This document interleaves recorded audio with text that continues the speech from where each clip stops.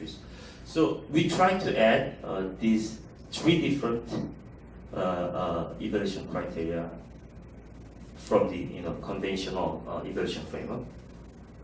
Oh, sorry.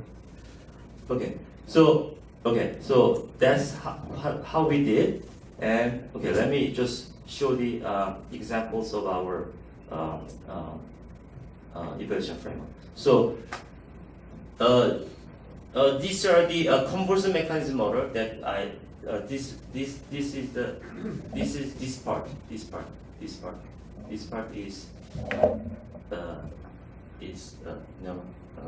drawn like this.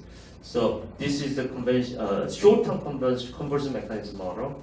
So there's a 4 different output, and how this mechanism works. We were able to construct this model from this amplifier analysis we conducted, and we also did some theoretical work on pulse making in developing countries. There are many numbers of previous research about pulse making in developing countries. So we surveyed extensive list of pulse making literature. So that's how we came up with this model, and then we attach assumptions for the for each arrows and each conversion flow. And this is the mid or long-term conversion mechanism model. So these types of conversion mechanism model, and then logic model, and mid-term, long-term conversion mechanism model is built up for 4 different types of pulse types. So these types of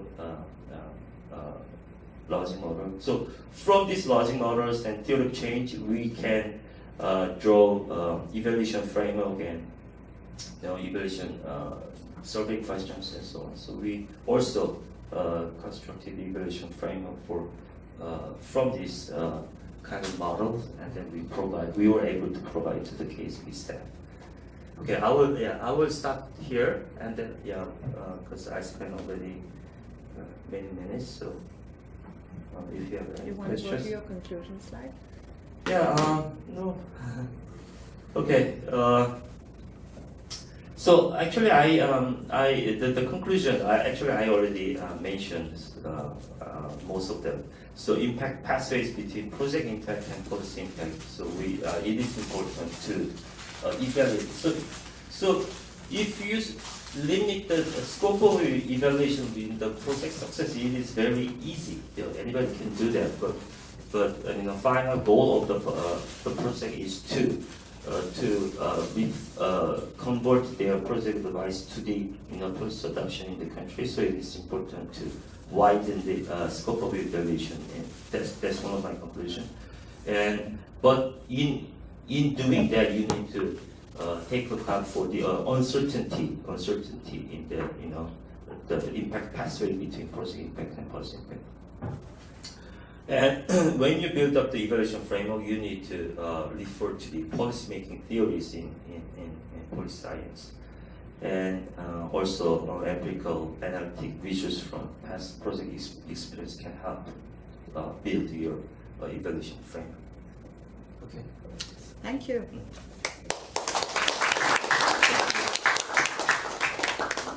So we have about 15 minutes for Q&A, but the floor is open.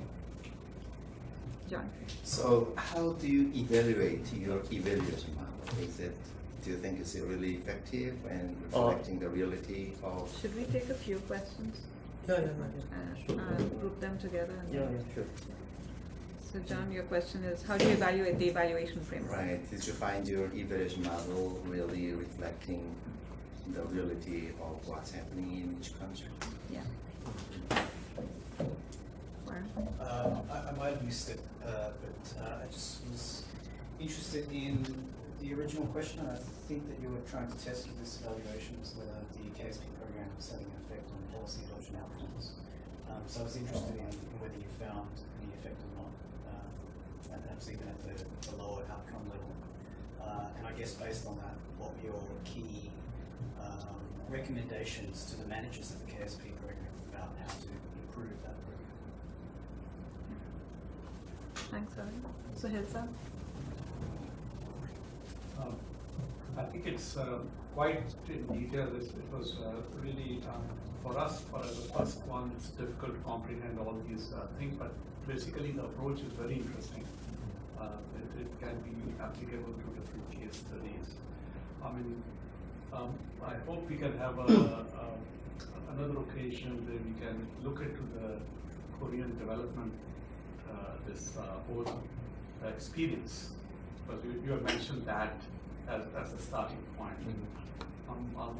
I would be most interested if there is a talk arranged on that to really gauge how. And the second part is that your model of transferring knowledge and not actually doing the thing. That's again a very, it's not a typical thing which is done in the development field. So development field one is obliged to go right till the end. But here we see that you are transferring knowledge. You're just staying at that level. So that is another thing while we have that opportunity to discuss it.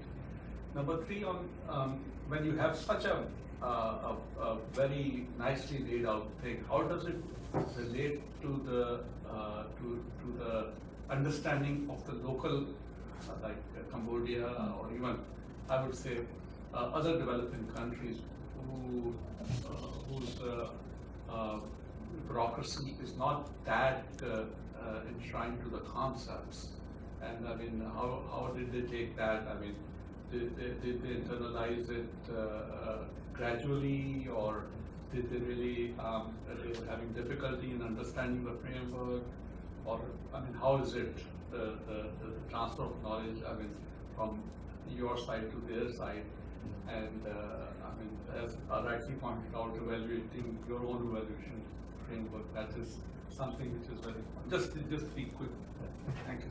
And a fourth question for this round, and then we'll have Professor Lee respond. Yeah, go for it. Could you introduce yourself, sir? Hi, I'm Anna Turner from UNICER. Oh. Thank you very much. I pay attention that one of your successful of the sharing knowledge is the adoption of the policy. That's the final goal, and you have a new criteria of the effectiveness of the policy. And I come back to the point just made about one of your output. You mentioned the knowledge transfer to the recipient countries. So my question is, how do you have some criteria of evaluation to measure that these trainees or these participants are effectively applying, they will apply the knowledge received? That's my question. Okay, last question, I swear, for this round. So, my name is Sylvia, I'm working here in GCF. My question is related to the econometric model. I'm just curious because you were mentioning the project level variables. So I probably haven't understood enough how you control for these variables in your evaluation framework, and how do you manage to control them?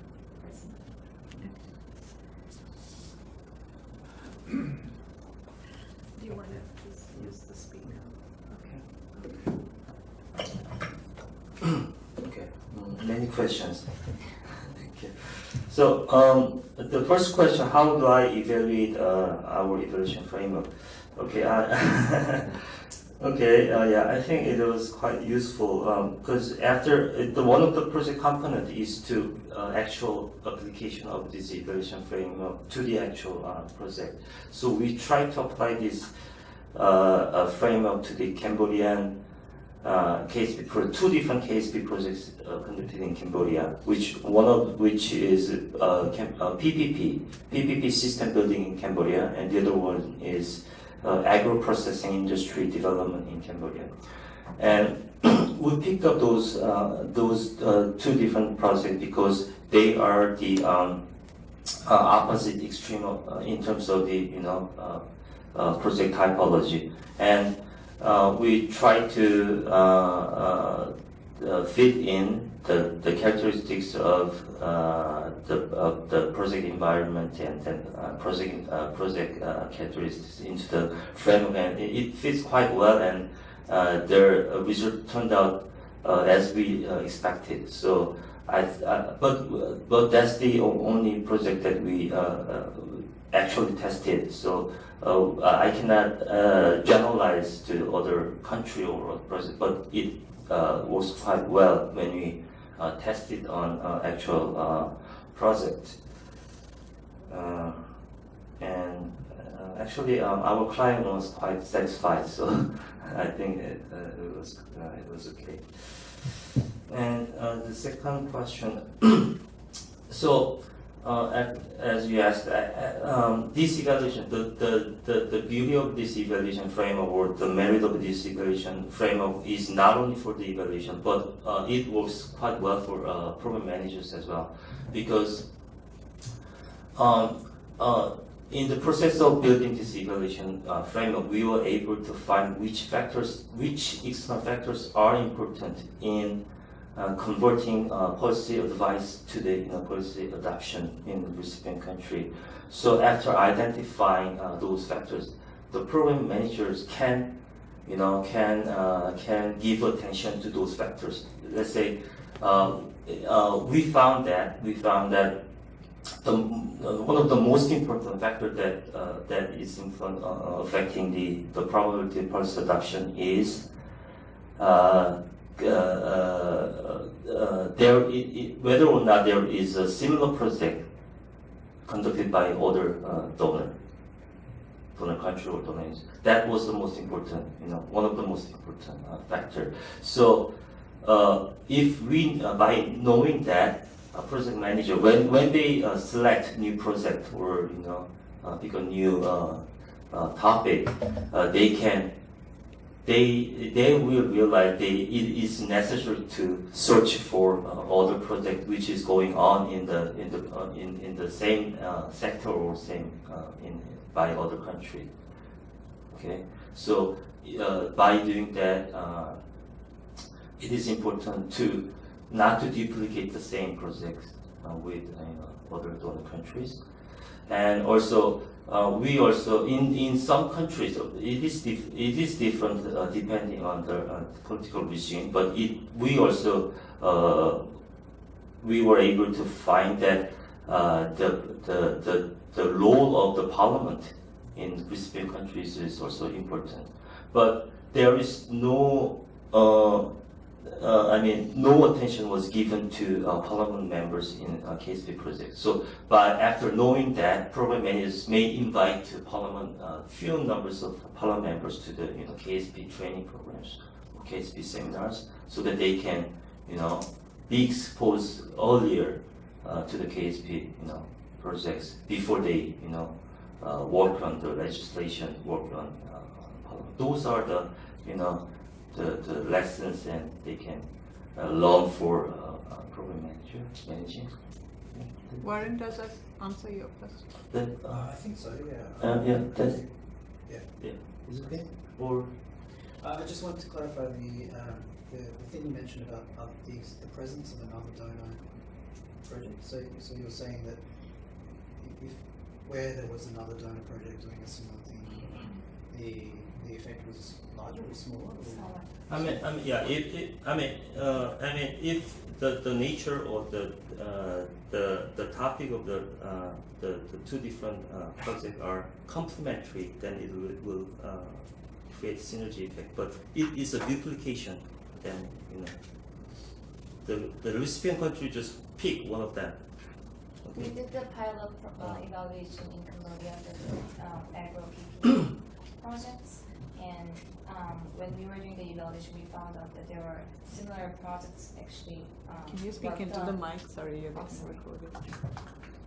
The similar PPP projects were actually done by other donor institutions, and they actually selected their results, their report, than ours. Okay. Right. So that happens. So beforehand, we can check out if other institutions are providing the similar service. Because they didn't just provide report and advice, but they provide other services which is related with the topic. So I think our effort was useless. And sorry, on the role of Parliament, that you said it was found to be significant. Yeah. In what? So what will?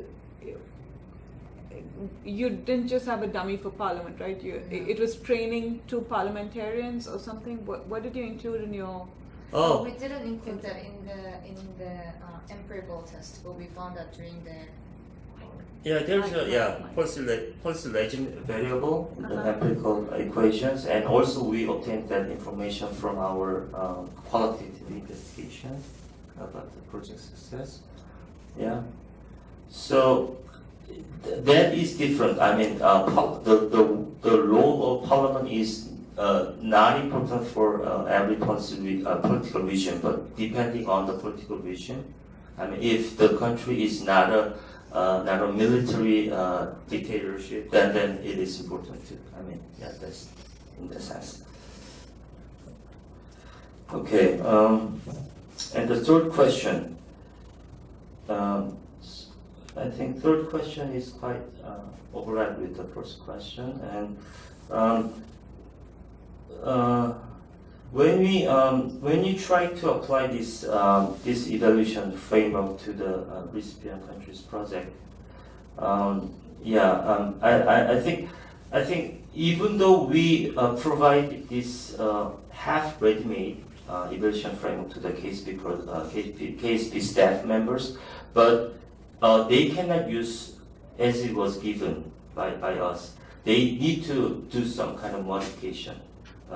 That is they need to modify according to the local context of the recipient countries. So if the local, they need to look at the political vision of the recipient countries. They look at the power of parliament, and they need to look at the ODA competitiveness among various donors.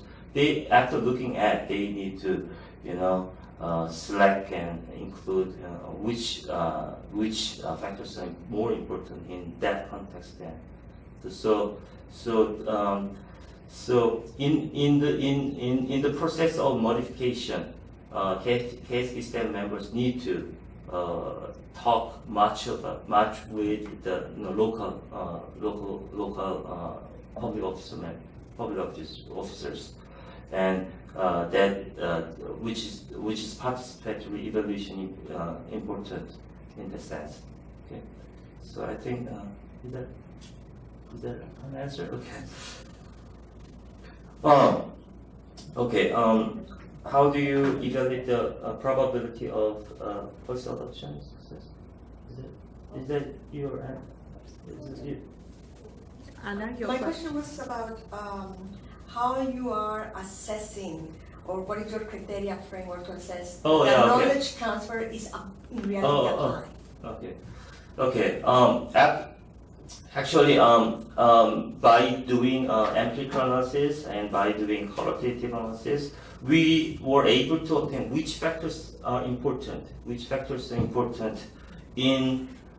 For the project success in terms of policy adoption. Let's say. So this equation model, this one of the evaluation technique that we can use. So this evaluation, this equation fits the probability of project policy adoption in recipient countries, and these external factors are available for every country. So if KSP manager is about to start a new project in some country, then they can plug in these numbers into the equations, and then they can estimate. They can come up with the estimated probability of success and they can. As I mentioned, there is a policy type variables in here, and there is a project variables here. So we can plug in all the X variables in the equations, and we can come up with the estimated probability of success. But you can also qualitatively estimate. You can since we were able to come up with which factors are important and which context is favorable for first adoption in recipient countries.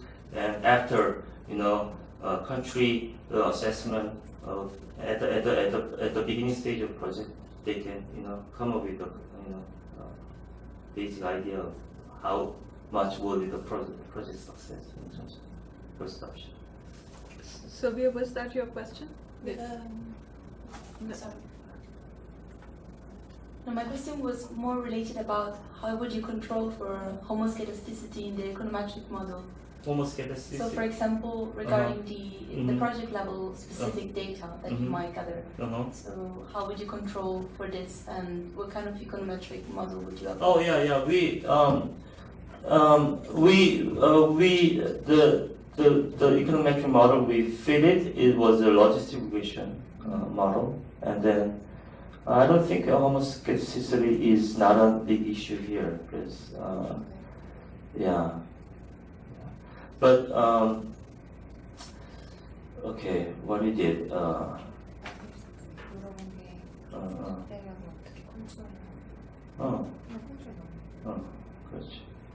So, do you want to know what kind of project variable were included in the model? That's what. We just Project Just variable. yeah, just to control the project level variables, we just put in those variables into the model. We just didn't show it in here because it was controlled. And besides the project level variables, we also control the year, the time variables. Okay, Yeah. so it's like time. Yeah, yeah. Okay. Actually, the funny thing is, the probability of project success was lowered if the project manager was university professor. That's why I did not show it on the screen. They know too much. Analysis paralysis. Okay, so we're at 1:30. Lucas, so two questions, burning questions, and otherwise I'll actually ask Professor Lee if he just wants to have bilateral conversations with you for about 10 minutes after we finish. But Lucas, go for it. Right, thank you. My name is Lucas. I work at the Country Programming Division here. GCF. So I have my questions actually two. When you do the knowledge sharing sessions, is it more like a seminar style, or do you also field visits, or how do those usually take place? And my second question would be, is there any bi-directional knowledge sharing as well? Do Koreans try to actively learn from the realities of the other country, from how they implemented things, and maybe impact your own research as well, or the way you implement the knowledge? Is that bi-directional, or is it only unidirectional? Okay. So you took up the two questions that I allowed. Okay. Great minds think the same. Actually, the four outputs that I present here in this model, this is the typical project activity, which is done in typical case papers. So the research is done in the form of joint research. So one of the recipient country public officers and one of the KDI staff members were joined as a team, and they conduct collaborative research together for about a year. So they spend time all the time together in recipient country, and they write up the report together, and then they conduct the investigation together. So it's a joint research. So as this is related with your second question. So by doing conducting joint research, they learn from each other, and the Korean researcher learn from their research partner, and then they learn about their country-specific context and their demands in more details and so on. And the second component is policy training. So policy training is mostly done in Korea. So they invite public officers to Korea, and then they provide in-classroom training or provide field visit and so on. And then they periodically hold reporting workshop and policy consultation. So they conduct workshop. They were supposed to hold 2 or 3 times of workshops during the project period. And then they, at the end of the project, they do the dissemination seminar, and then they do the dialogue. They have a dialogue with high-level officers about their research results, and then they provide final report. That's the typical activity which is done. Thank you. Thanks very much, Professor Lee, and thank you everyone for coming.